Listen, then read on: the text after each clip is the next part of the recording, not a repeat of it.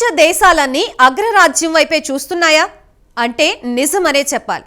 ఒకవైపు Russia Ukraine యుద్ధం, మరోవైపు గల్ఫ్ సంక్షోభం. అయినా అమెరికా ఎన్నికలపైన ప్రపంచం దృష్టి సారిస్తోంది. ఇంతకీ అగ్రరాజ్యం పీఠం ఎక్కేదెవరో?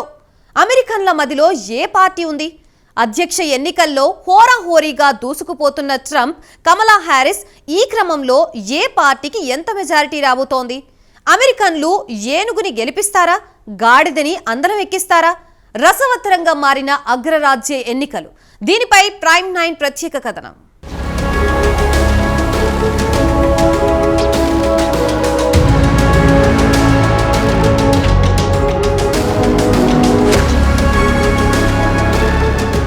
ప్రస్తుతం అమెరికా ఎన్నికలపై ప్రపంచంలోని అన్ని దేశాలు దృష్టి సారిస్తున్నాయి. ప్రతిసారి అమెరికా అధ్యక్ష ఎన్నికలపై ప్రపంచంలోనే పెద్ద అధ్యక్ష తరహా పార్లమెంటరీ వ్యవస్థ కలిగి ఉంది అమెరికా.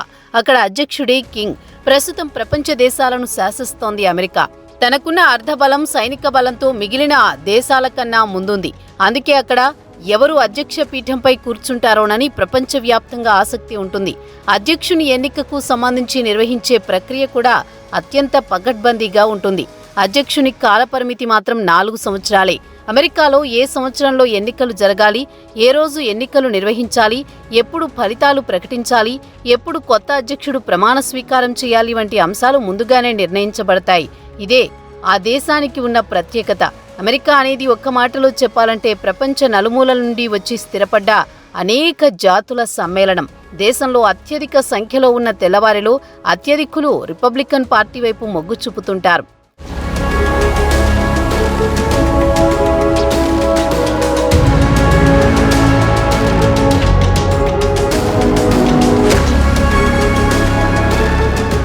గత 15 సంవత్సరాల కాలంలో అమెరికాలో ఆసియా దేశాల సంతతి పెరుగుతోంది.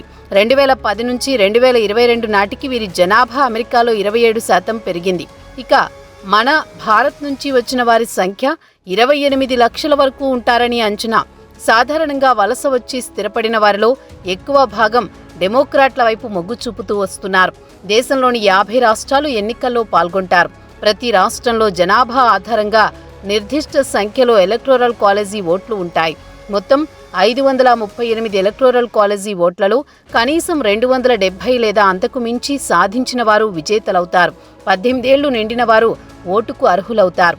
ఈసారి 244 మిలియన్ల ఓటర్లు కొత్త అధ్యక్షుణ్ణి నవంబర్ 5న ఎన్నుకోనున్నారు. వచ్చే సంవత్సరం జనవరి 20న గెలిచిన వారు అధ్యక్షులుగా ప్రమాణ స్వీకారం చేస్తారు. తాజా ఎన్నికల్లో అధ్యక్ష స్థానం కోసం డెమోక్రటిక్ పార్టీ తరపున ప్రస్తుత ఉపాధ్యక్షురాలు కమలా హ్యారిస్, రిపబ్లికన్ పార్టీ తరపున మాజీ అధ్యక్షుడు డొనాల్డ్ ట్రంప్ మధ్య హోరాహోరీగా తలపడుతున్నారు. ప్రెసిడెంట్ రేసులో దూసుకుపోతున్న భారత సంతతికి చెందిన కమలా హ్యారిస్ డెమోక్రటిక్ పార్టీ సభ్యురాలు, రాజకీయవేత్త, న్యాయవాది.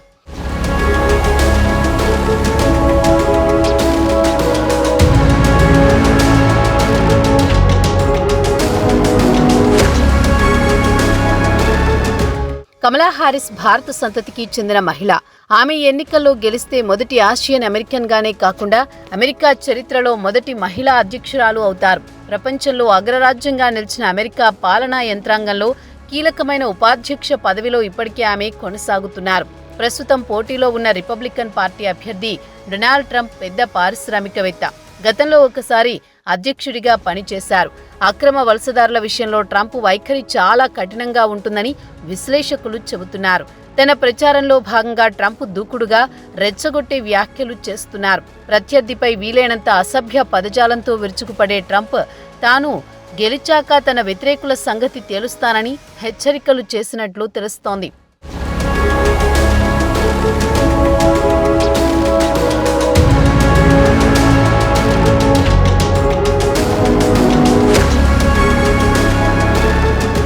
మరోవైపు అమెరికా ప్రెసిడెంట్ని నిర్ణయించేది స్వింగ్ స్టేట్స్ ఓటర్లే. అసలు స్వింగ్ స్టేట్స్ అంటే ఏమిటి? తటస్థ ఓటర్లు అధికంగా ఉండే రాష్ట్రాలు. వాళ్ళు ఆ టైంకి ఎటువైపు మొగ్గు చూపుతారో వాళ్లే విజయం సాధించే అవకాశాలుంటాయి. అమెరికాలోని 50 రాష్ట్రాల్లో స్వింగ్ స్టేట్స్లో కీలకంగా ఉండే రాష్ట్రాలు 7. వాటిలో Pennsylvania, Michigan, North Carolina, Arizona, Wisconsin, Nevada 7 రాష్ట్రాల్లో ప్రజలు ఇచ్చే తీర్పే విజేతను నిర్ణయించే అవకాశం ఉందని గత ఫలితాలు తెలుపుతున్నాయి. ఈ 7 ప్రధాన రాష్ట్రాల్లో 3 రాష్ట్రాలు మాత్రమే కమలా హారిస్కు మద్దతుగా నిలుస్తున్నట్లు, మిగతా రాష్ట్రాల్లో స్వల్ప ఆధిక్యతతో రిపబ్లికన్ పార్టీ అభ్యర్థి ట్రంప్ ఉన్నట్టు తెలుస్తోంది. దేశంలో వెలువడుతున్న సర్వేలను బట్టి చూస్తే ఇప్పటి వరకు కమలా, ట్రంప్ మధ్య 1-2% ఓట్ల తేడా ఉన్నట్లు వార్తలు వెలువడుతున్నాయి. ఇంకా దాదాపు 5% మంది ఓటర్లు ఎవరికి ఓటెయ్యాలో నిర్ణయించుకోలేదని సర్వేల ద్వారా తెలుస్తోంది.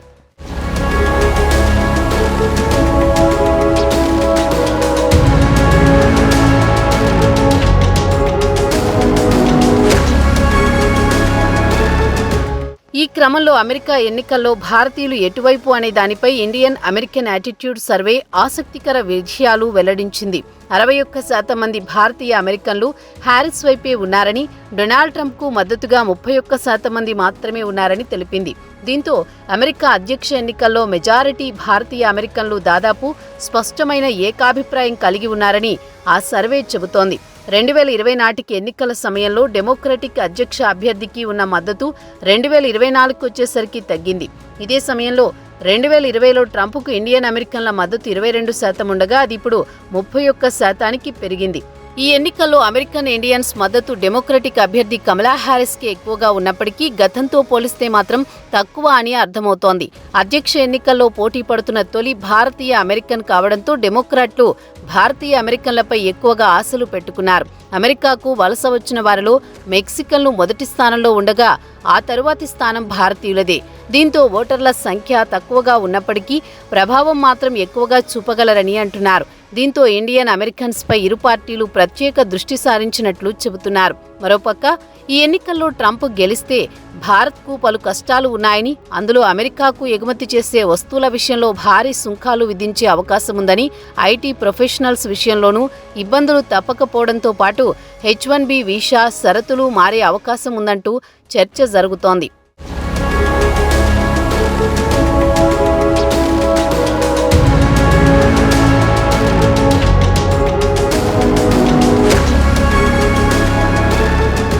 అమెరికాలో 2 నెలల ముందు నుంచే ఓటింగ్ నమోదు చేసుకుంటారు. అక్టోబర్ 22వ తేదీ నాటికి సుమారు 2 కోట్ల ఓట్లు పోలయ్యాయని తెలుస్తోంది. 4.35 కోట్ల మంది ముందస్తు పోలింగ్లో ఓటు కోసం దరఖాస్తు చేసుకున్నట్లు సమాచారం. దాదాపు 35 రాష్ట్రాల్లో ముందస్తు పోలింగ్ ప్రారంభం కాగా రానున్న వారంలో మరో 12 రాష్ట్రాల్లో ముందస్తు పోలింగ్ జరగనుంది. గత ఎన్నికల్లో 66% పోలింగ్ నమోదైంది. ఈసారి పోటీ చాలా ప్రతిష్టాత్మకంగా మారడంతో పోలింగ్ పెరుగుతుందని సర్వేలు వెల్లడిస్తున్నాయి. అమెరికా ఎన్నికల విధానంలో వేరువేరు రాష్ట్రాలకు వేరువేరు నియమాలు, నిబంధనలు ఉన్నాయి. 3 రాష్ట్రాలు మినహా మిగిలిన రాష్ట్రాల్లో ఓటర్లు ముందస్తు పోలింగ్లో పాల్గొనవచ్చు. స్వయంగా గానీ, పోస్టు ద్వారా గానీ ఓట్లు వేయవచ్చు. 2 అభ్యర్థుల మధ్య పోటీ అత్యంత ప్రతిష్టాత్మకంగా నువ్వా నేనా అనే స్థాయికి మారింది. నవంబర్ 5న జరిగే ఫైనల్ ఎన్నికల్లో విజేత ఎవరో తేలిపోతుంది. అప్పటి వరకు ప్రపంచమంతా 1000 కళ్లతో వేచి చూడాల్సిందే.